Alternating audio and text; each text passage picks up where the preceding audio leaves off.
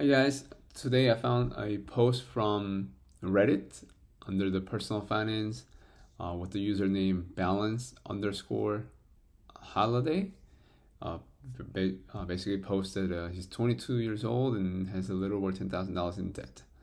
Um, and the background story goes is that he's 22 years old, living at home with mom, and so he doesn't have to pay rent, but I do pay other bills to help out.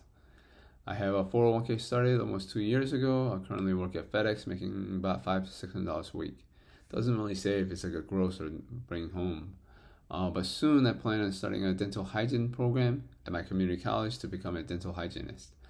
The program would take 2 to 4 years. I plan on leaving FedEx in about 2 weeks to work at Lowe's, RDC on the weekends, 3 days, 12-hour shifts, so I have time for school during the week. I'm also worried about the being burnt out, balancing school and work, but I need source of income for my bills and credit cards. Here are my bills and credit cards I pay monthly. Cars 311 a month. I still owe about 15,000. It's a 2017 Nissan Altima. Have another 2003 Jeep. It's paid off, but it needs work to it. $80 per month in internet. Phone bill is about 200 for 4 people. And sometimes mom split the bill with them. Insurance is about 100. I don't know if it's like a car insurance or health insurance. And talks about something called PC. I'm not sure what that is, but $125. It's got a credit card for about $3,000 at 30% interest rate. Discover 6,000. Apparently, it was a balance transfer that needs to be paid off by May 2024. PayPal credit $2,200 per month. I also have other subscriptions I pay for, like Hulu, HBO Max, and Spotify, and things like that. I won't lie, I did spend most of the money on unnecessary things. I collect comics and funkos. So I have also thinking about selling my collection to help pay off some of the bill. Part of me doesn't want to though, because collecting got me through a very rough time in my life and recently. So they hold sentimental value to me. Any advice would be appreciated. Thank you. One of the things that I could kind of talk about is that first and foremost, obviously, to cancel all the subscriptions, right? As far as the expenses are concerned, I think that's the one thing we need to kind of look into. That's going to immediately help free up a little bit more per month for you. I don't really do collections like with comics, or I don't even know how to say it, funkos. But if you could sell those, I think that would be a good help financially for a little bit, right? Just for the beginning part of it. The other thing is that you mentioned about having two cars. I don't know the conditions of the two cars, right? So like if you have a Nissan Altima, but it's got 100,000+ miles on it versus a Jeep that's pretty decent or something like that. I just don't know. I don't know how much of the work you need, what kind of work that needs to be done on either car. But if you could evaluate the one versus another to see if the one is better than the other for you, because again, the cost of maintenance and upkeep and stuff like that on one or the other. Typically, I would venture to say keeping the 2017 would be a little bit better, only because it is a newer car. So assuming you won't need as much work that needs to be done to it, and in a lot of cases, if it's like a Jeep, if it's a Wrangler, which I think it sounds like it is, and a lot of people, some people pay a lot of money for those, even if it does need a little bit of work to it. The other thing is that your 401k, congratulations on starting the 401k so early. It's a good thing to have that going.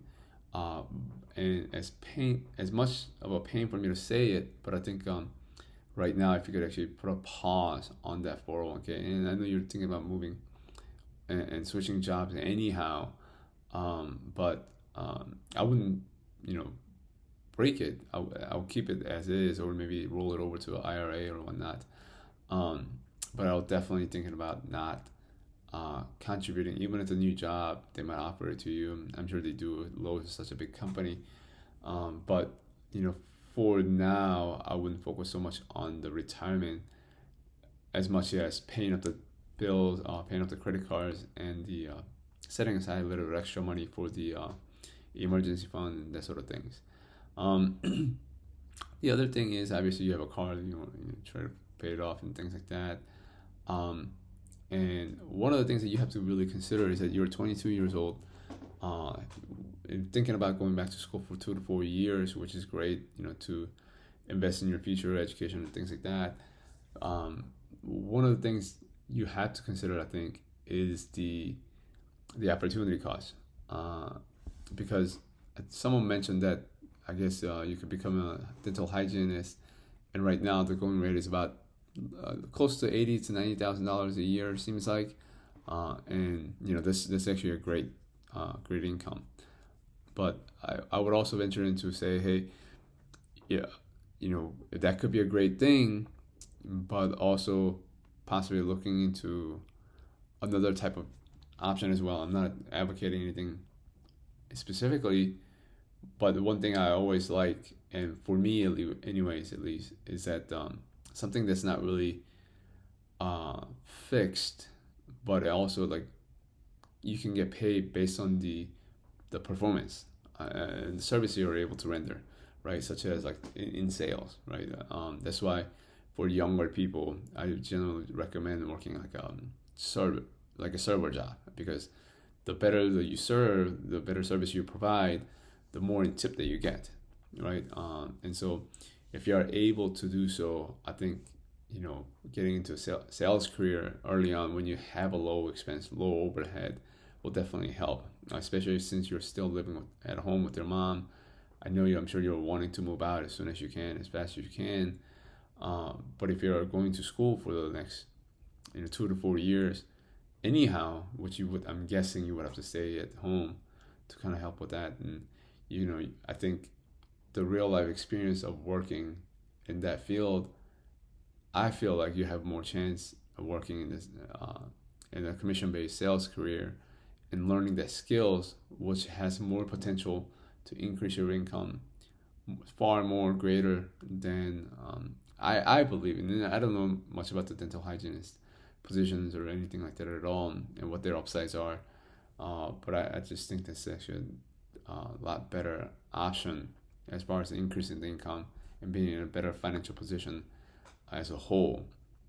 Another thing that you have to kind of think about is, trying to pay off this credit card as fast as you can, right? And a lot of people talk about this and that, without knowing the payments and how long you have got to left to paying on it.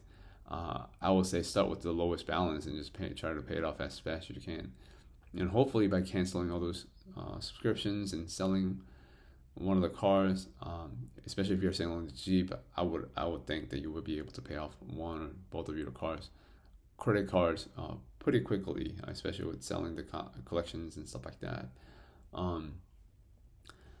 And one other thing also too is, as long as you live at the house that you live in, with the mom and the family, sounds like, I would definitely try to, after paying off all of your bills, setting aside a little bit of an emergency fund, I'll definitely pay a little bit more towards paying towards the family living, like whether it's a rent to your mom or paying for mortgage or other utilities, because obviously eventually you will be moving out, right? And I'm guessing, right? And eventually you will take on a lot of bills and things like that.